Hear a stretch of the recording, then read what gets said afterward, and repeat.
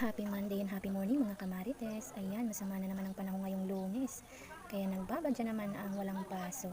Pero eto mga marites nyo, nagtry pa rin kung sakasakali baka may mga estudyante na rin pumasok. Pero yung ibang mga estudyante siguradong hindi papasok ngayon dahil masama ang panahon. At ayan nga, makulimlim na naman, makapal na naman ang itim na ulap. Siguradong uulan na naman mamaya kaya hindi natin alam kung merong papasok ng mga estudyante. Pero maya-maya nga meron na din pag nagdating yung mga estudyante. Pero yung iba siguradong hindi papasok, yung mga malalayong mga estudyante na magbabangka pa. Kaya siguro yung iba na malapit papasok pero yung iba hindi.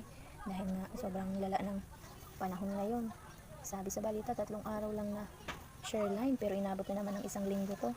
Ay nako, talagang panahon pa bago-bago.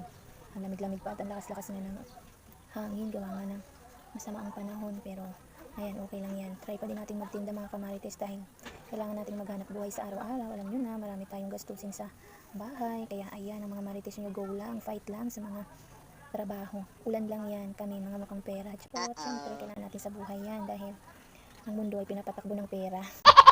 Maraming gastusin ng mga marites nyo dahil meron din tayong mga estudyante pinapaaral. Kaya ayan, kailangan nating maghanap buhay para makapag-provide tayo sa ating mga pamilya.